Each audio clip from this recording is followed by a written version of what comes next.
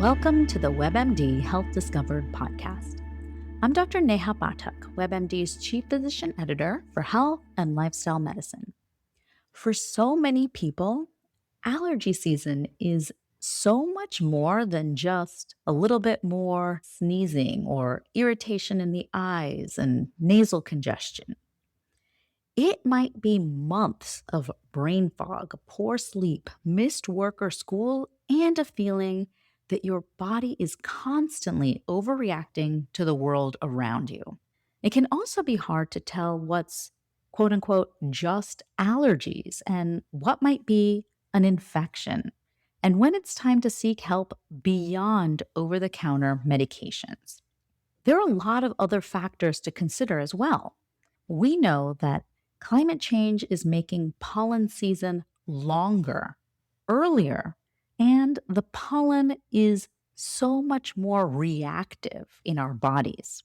Couple that with wildfire smoke, air pollution, and where you live, all of that can make allergies so much worse for you as well. Today, we're taking a step by step approach to what's really going on in your immune system when allergies flare, why symptoms can be so debilitating, and how factors like where you live, air quality, indoor exposures can also shape the way you feel day to day.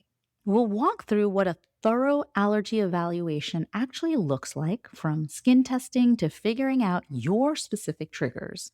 If you've ever thought, my allergies are the worst they've ever been, or you're tired of cycling through medications without real relief, this conversation is designed to give you a clearer roadmap so you can breathe easier and take back some control.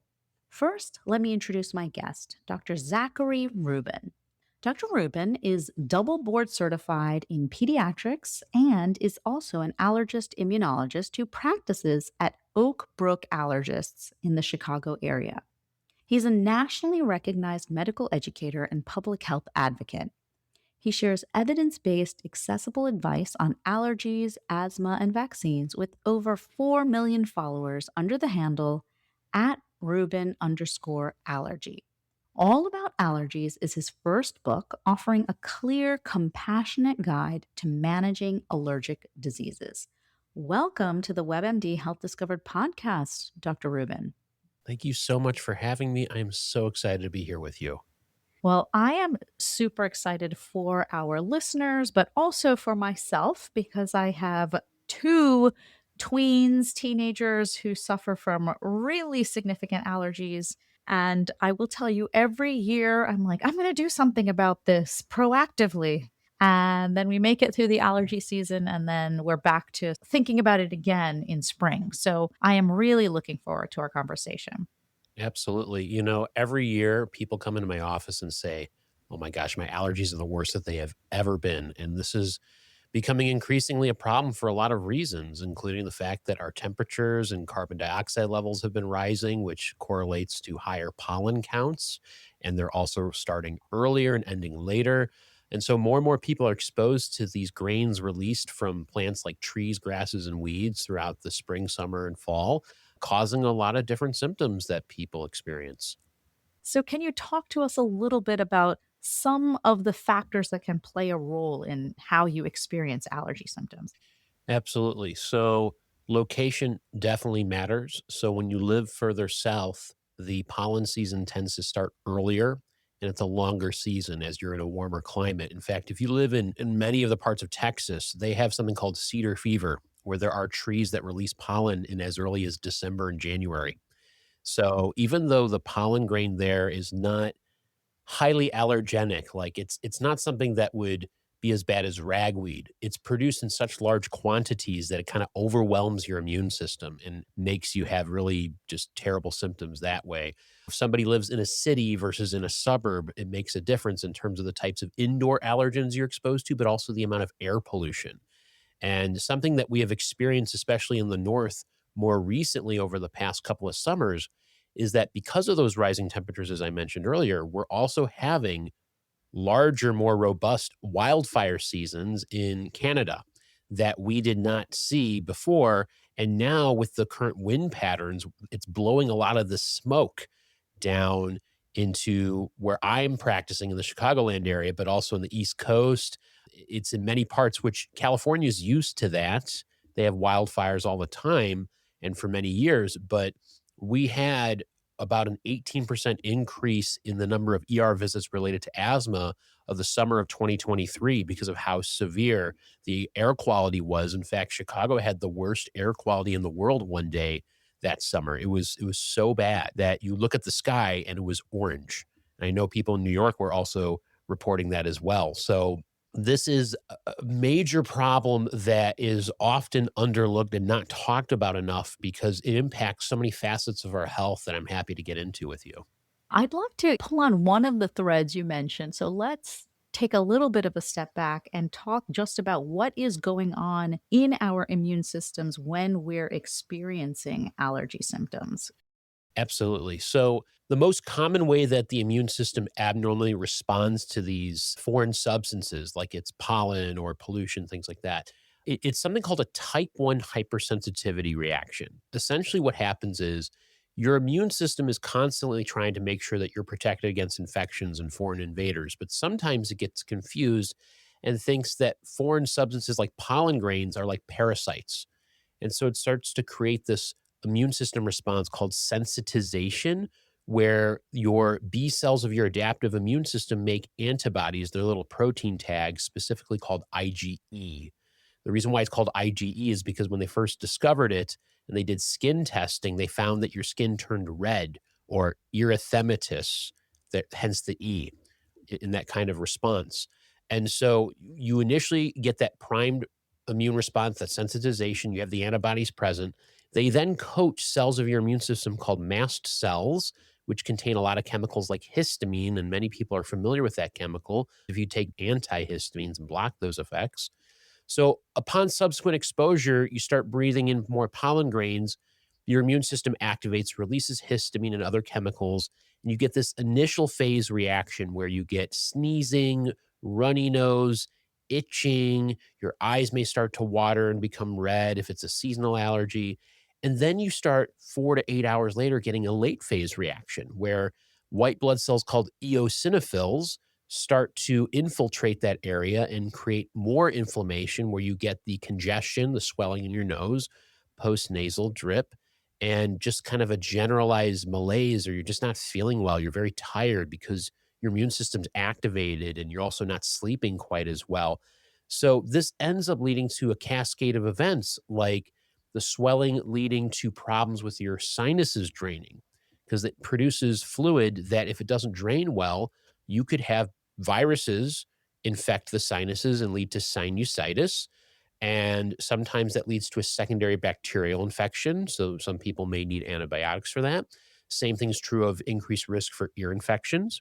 And if you have asthma, you're at higher risk if you're exposed to these allergens of having respiratory distress and seeking emergency medical care and possibly needing systemic steroids to calm your immune system down because it's overreactive and making it harder for you to breathe. Those are just a few examples. I'm very curious for you as a pediatrician, allergist, and immunologist. Can you help us think through what you're asking your patients, what you're looking for when people come in with these types of symptoms? Absolutely. Especially with the COVID-19 pandemic, this was a really difficult question to answer because viral infections and allergies look very similar because of the fact that the immune system is responding fairly similarly. From a clinical standpoint, you're going to have runny nose, stuffy nose, sneezing, coughing, even headaches with any of those things. So the symptoms overlap. How do you figure out what is the differentiating factors? The easiest ones to help is if you have a fever, it's an infection until proven otherwise. You don't generally get a fever with seasonal allergies. Now, the old term hay fever and also even older than that rose fever are misnomers now. It doesn't actually mean that you have a fever. It's just what they described as allergies in antiquity because allergies have been around since recorded history. So fever is an infection until proven otherwise. There's also itching, which is more likely an allergy, that there's more histamine being released. You have more of that itch sensation, it's probably more likely an allergy. And then timing. If you have symptoms that just happen abruptly and, last for a few days, probably an infection. If it's more chronic, long lasting, and it's just there all the time, probably an allergy. But I often encourage my patients that if you're not sure, it's better to have a doctor evaluate you rather than going around trying to fight through this when you don't even know what the actual issue is, especially if the symptoms are severe and making it harder for you to do well at home, school, or work. So, talk to us a little bit then about proactively managing. So, if you are someone that had a really rough allergy season, now you're noticing that this is somewhat of a pattern for you. When does this rise to the level that you should connect with or be referred to an allergist versus managing with over the counter medicines proactively? What's your guidance around that?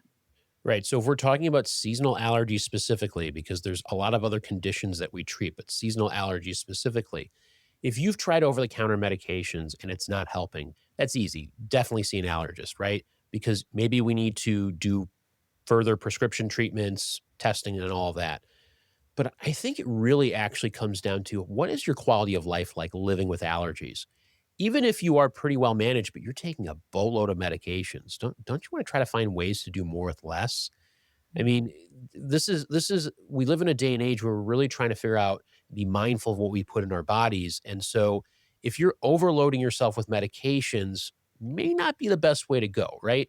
And there are ways to figure out, okay, what are we exposed to that's causing the symptoms? What are the actual potential allergens that we're sensitive to? We can do testing for that, either through skin or blood testing. We can then counsel our patients on ways to reduce exposure to those things. We can have a better understanding of what medications work best and when do we actually use them. And then immunotherapy. This is the actual way we treat the underlying process that is disease modifying. It's not technically a cure because it won't last forever, but it is the closest thing that we have to that, right? We're giving what you're allergic to in small incremental doses, either through shots or drops, which are different ways that the immune system looks at it.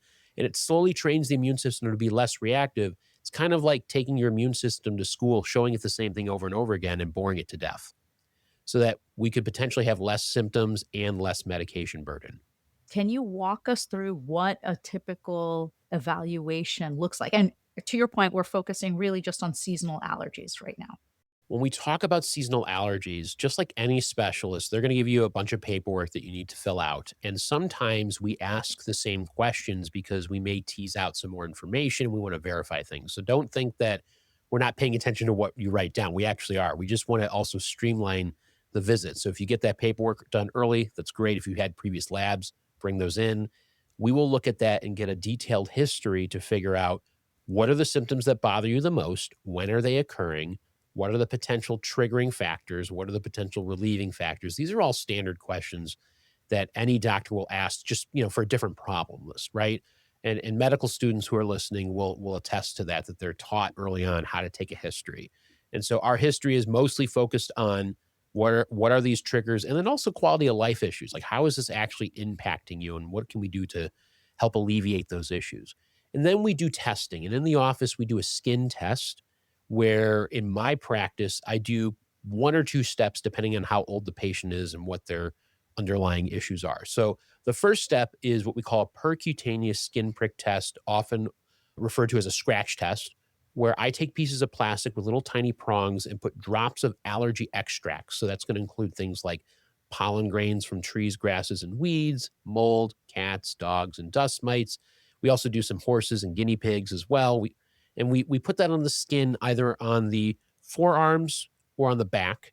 And we let that sit there for about 10 to 15 minutes after we lightly scratch the skin. And we put some control tests on to make sure it's a validated test, a positive control. We have histamine, which is the chemical that causes hives. So we want to make sure the skin is properly reactive and that they didn't take any antihistamines too close to the appointment and potentially blunt the effects of the test. And then we have a negative control called glycerin, which should not react. If it does, then you probably have something called dermographism, which means skin writing. That means your skin is exquisitely sensitive to even light touch, and we can't interpret the test necessarily that well. And so after that 15 minutes are up, we wipe off the extracts, we read it and see how many of those bumps there are, measure their size, and then we correlate the history that we took to the test results to see, all right, how likely is it that this particular allergen is truly something they're allergic to? Or maybe there's a false positive test, or maybe there's a false negative test. A false negative test means that we may not have gotten deep enough into the skin to create a reaction. So the second step in testing for some people, which I usually reserve for teenagers and adults, is where I take a tiny needle with some of that allergy extract and do an intradermal injection. We just put that right under the skin and make a little bubble, kind of like a TB skin test for those who are familiar with that. We let that sit for another 10 to 15 minutes. And if we get a similar reaction like we had in the first test, then we would call it positive. And the reason why we don't do that intradermal test for every single allergen is because one, it's time consuming, two, it's painful, and three, there is a risk of false positive tests where if we irritate the skin enough, it could say you have something when you really don't. So with all that knowledge, we talk about ways to reduce exposure, as I mentioned, the medications that may be involved to help treat it, whether it's over the counter or prescription based, and then the allergy immunotherapy, those injections, which we offer in my clinic. And can you give us sort of broad classes of over the counter that you would start with? Is there sort of a stepwise approach, or is there a certain situation where you would go straight for immunotherapy options given potentially how severe someone's symptoms are? So when we talk about over the counter remedies, there are quite a few. The number one that I'm a big fan of for most people is not even a medication, actually. It's cleaning your nose. So there are different ways to do it. There are bottles that contain saline water that is a spray canister. There are neti pots. There are basic rinse bottles. And then there's like the Navage, which is the mechanical. We're going to, flow it through one nostril out the other, and you never really like see any of that stuff drip out. It just goes into a canister, right?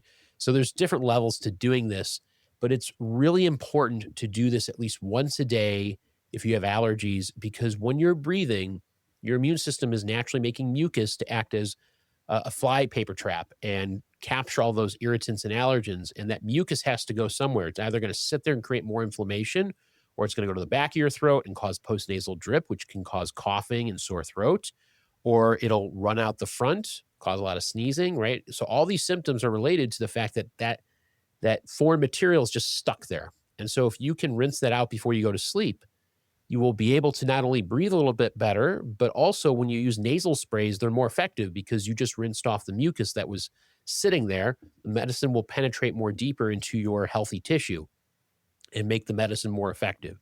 So if you're doing well, you should be doing this anyways. In fact, there's now evidence to suggest that, let's say you have a viral infection.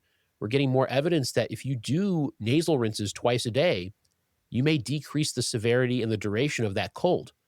Because again, it's that concept of when you get sick, you make more mucus and it traps all of the different foreign materials. And if you get rid of that, that could potentially improve your immune system's chances of fighting off the infection more effectively. So that's just talking about rinses. We also have several medications, antihistamines, and there are different types. There's first and second generation in terms of how old they are. I prefer people to move away from the first generation ones like diphenhydramine, also known as Benadryl. I prefer the second generation, the newer ones like cetirizine, which is Zyrtec, levocetirizine, Xyzal, fexofenadine, which is Allegra, loratadine, which is Claritin. Those medications have less side effects and work just as well based on our current best available evidence in clinical trials where we've compared first and second generation antihistamine. Benadryl is the oldest one that's been readily available since the 1940s, so everybody knows it's a household name, but it has quite a few side effects. You can overdose on it. If you're older, you could have anticholinergic side effects. You can get a dry mouth, blurry vision, constipation, even urinary retention. People can overdose and cause cardiac arrhythmias. And we've seen social media challenges encouraging people in the past to take a lot of Benadryl to hallucinate.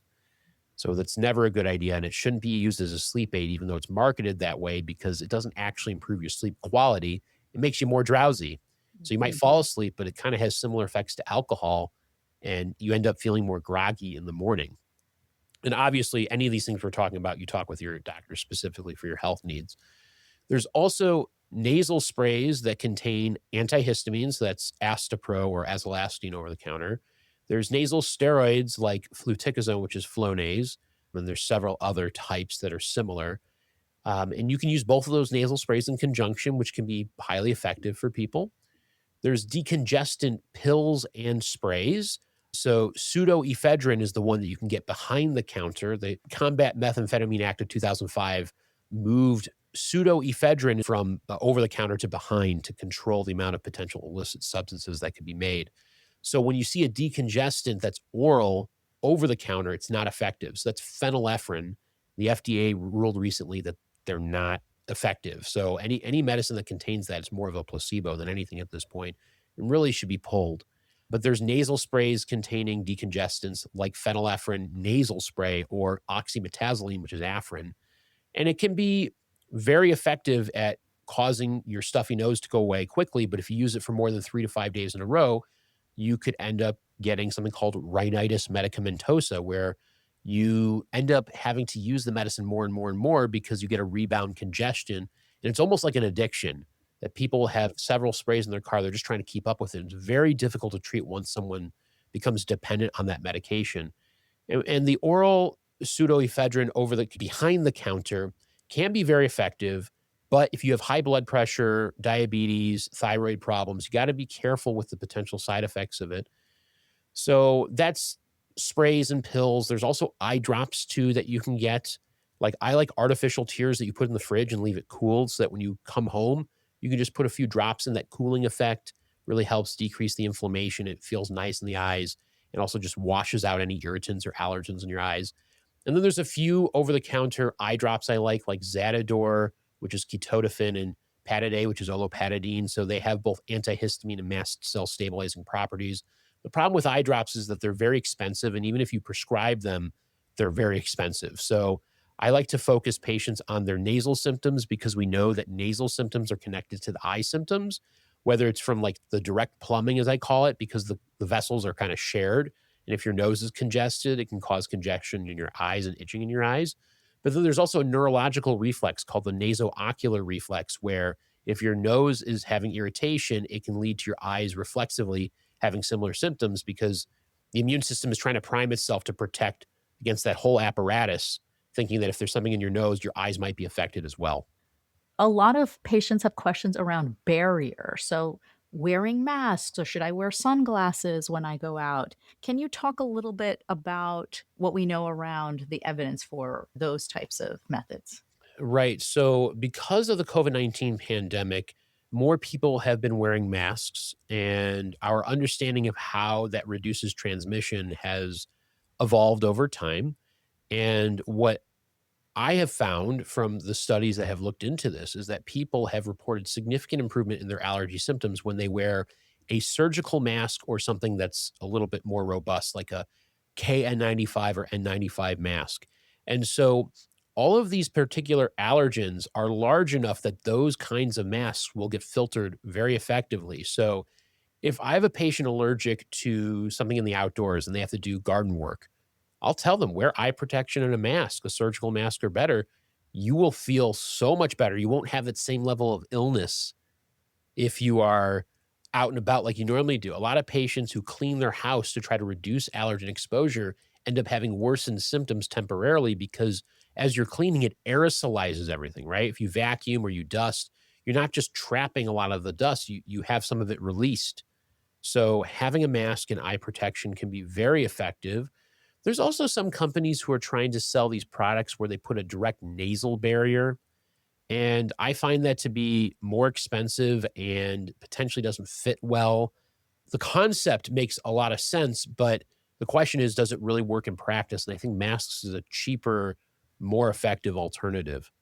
That's really helpful. Let's talk a little bit around timing of when we should start some of these therapies. So, if you're someone who knows I have seasonal allergies, they generally start around this time. How do you advise and counsel on when to start?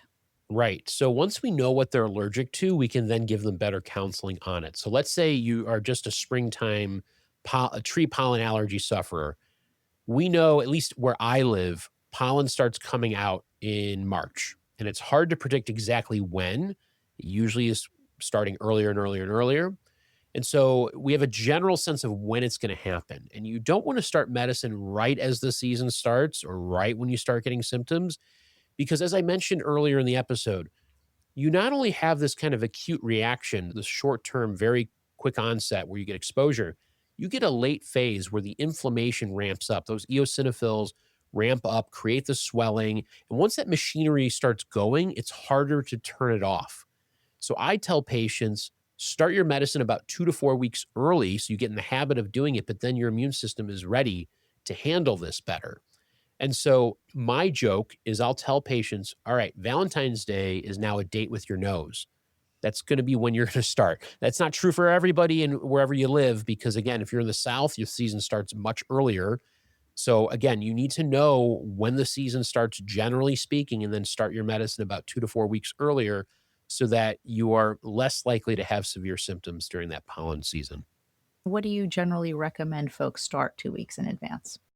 Usually the nasal steroids because that takes more time, but I honestly have them take everything because whenever you're trying to do something for your health and you have a chronic disease, because allergic rhinitis or hay fever, that's a chronic disease, whether we like it or not. It really is. It comes and goes and it's long term, generally doesn't go away. It's hard to have behavioral health changes where you have to change your routine and do that for quite a long time. And so if we can get people in the habit of doing it, they're less likely to also forget to take their medicine or, they're going to start late on certain things. And if I give them too many instructions, that's going to be confusing. So I try to keep it simple, understandable, but empower patients to have a better chance at success with dealing with these allergy issues. How do you counsel patients around immunotherapy? Yeah. So whenever I have a patient who has tried antihistamines or other over the counter medications and they found really no relief, we introduce the concept and we talk about it. Or their quality of life is significantly impacted. They'll tell me, man, when I work as an electrician, I go into these homes, I'm constantly sneezing and it's really embarrassing. Or I can't focus at work, or school has been a real drag. I'm not sleeping that well. We talk about it earlier.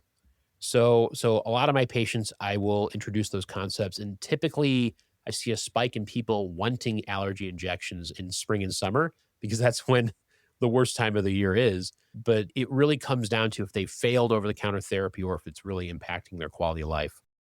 And can you talk a little bit about access issues and what it looks like to be on an immunotherapy regimen? So, is this something where someone's going to have to plan to come to an allergist regularly at certain intervals? How do you sort of counsel around that? Right. So every allergy practice does it a little bit differently just to have a caveat to it, but I'm just going to speak in broad strokes. So usually people start off getting injections once a week. And then at some point, we're building up the injections in terms of the dosage.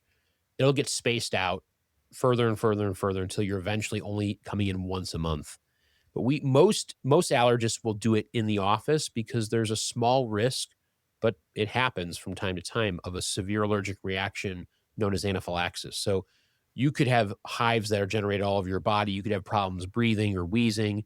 And so we'd have to give you epinephrine in the clinic. And so I can't even count on one hand in the last couple of years that's happened from my patients personally, but we take the proper precautions. So it is a time consuming process. And I know it can be a little bit inconvenient because some people have to travel a distance to do that and coming in once a week.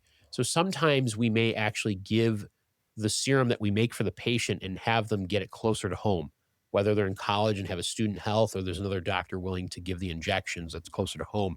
Or I have people who are snowbirds. They live here during the spring and summer, but when it gets to fall, winter, they go down to like Florida. And so we'll give that to them and then they'll have a doctor down there give it to them. I want to thank you so much for this conversation because there's just been such a level of comprehension and clarity that has been so helpful. So I'd love to cede the floor to you in our last few minutes together for the listener who's recognizing themselves in this conversation that we're having. What are some of the key questions that you think that they should start asking themselves right now and be prepared to go into their doctor's office to start this conversation? So I always encourage my patients to write down what they're experiencing. Start getting the habit of journaling because it is so important when we try to gather the information that we have a concrete story in history that tells us what may be going on. Because in most fields of medicine, 90% of the issues can be solved by history and physical exam alone.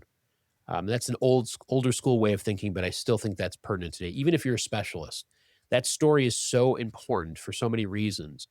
And so when you go and see an allergist or a doctor, I always encourage people that if you're being offered testing, ask them, why are you getting this test? What is the differential diagnosis that you have right now? Meaning, what are the possibilities of what you think is going on? And how does this test, rule in or rule out those different things that you're thinking about? And the accuracy of the testing. These are all things that we think about internally as doctors, but we don't necessarily communicate them. And I try to do that in my practice because I know we didn't touch on some of the other allergic diseases as much, but when we talk about food allergies as a prime example, if I was to test everybody under the sun, I would be causing more harm than help because there's a higher rate of false positives if you don't have that history to back up doing the testing. So you have to be very careful about how you do these things. And I always communicate with patients, tell them what's the risks and benefits of doing this test. And giving them that knowledge gives them peace of mind of whether they feel comfortable doing the test or not. Many times I'm trying to convince people not to test for certain situations. And so if they understand that and they know the risks, I won't say you can't get this, but I want to make sure people are well informed with their decisions. And that comes down to how do we guide that informed consent process? And that does come down to the questions I mentioned. Differential diagnosis, the accuracy of the testing, how is it going to change the management? And I think those are all fair questions for patients to ask. Dr. Rubin, you wrote the book on this, so all about allergies. Can you tell us a little bit around how this book might help guide us through a step by step approach for understanding our allergies and being able to manage them in the best possible way?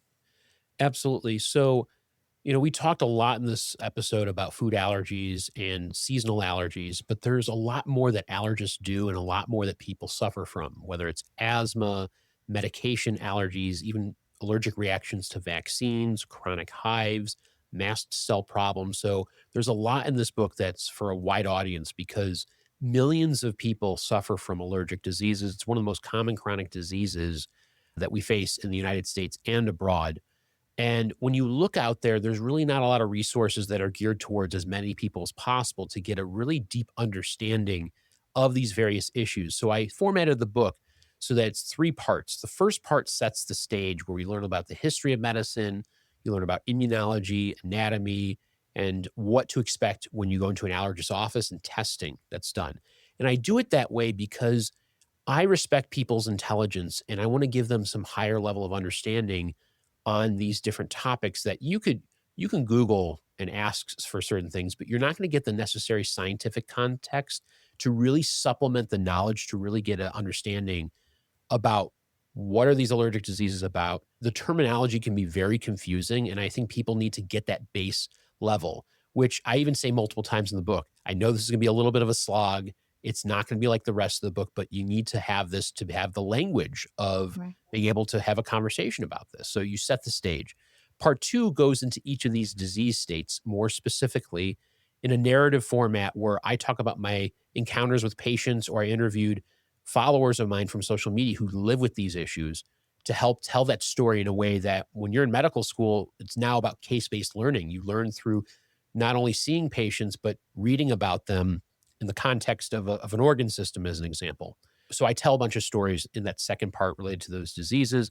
And then the third part is more about managing your health, about learning about the different therapies, whether it's prescription over the counter medications, immunotherapy, or biologics. And then the end kind of brings us back to the beginning where I talked about the history of medicine and what we know back then and now how are we going to evolve? What is the research right now that is into the potential treatments or diagnostic and management strategies for each of the diseases we talked about in the book to help us look forward and have a more hopeful future. I want to thank you so much for your time. This was just filled with so much useful and actionable information. And again, thank you so much for the conversation. Thank you so much for having me. I'd like to share my three key takeaways from our discussion. First, seasonal allergies are more than just a minor nuisance. For so many of us, it can impact how well we sleep, how well we perform at work, and whether or not we can actually go to school the next day. And just because they're common does not mean we should ignore their impact. Longer pollen seasons happening earlier, combine that with poor air quality, all of that adds extra strain on our immune systems.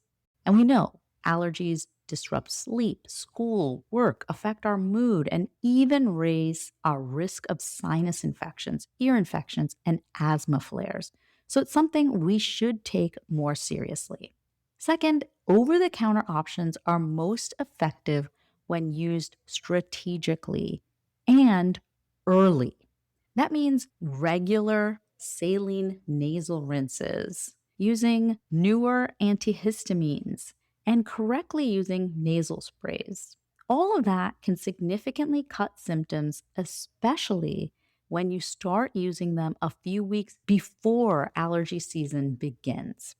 Finally, make an appointment to see an allergist if your quality of life is taking a hit, even with good results from over the counter medications. An allergist can help identify your triggers and discuss longer term options like allergy shots or drops that can lessen our immune system's overreaction and reduce our dependence on daily medications over time. To find out more information about Dr. Rubin, learn more about seasonal allergies, and to find his book, make sure to check out our show notes. Thank you so much for listening. Please take a moment to follow, rate, and review this podcast on your favorite listening platform. If you'd like to send me an email about topics you're interested in or questions for future guests, please send me a note at webmdpodcast@webmd.net. This is Dr. Neha Pathak for the WebMD Health Discovered podcast.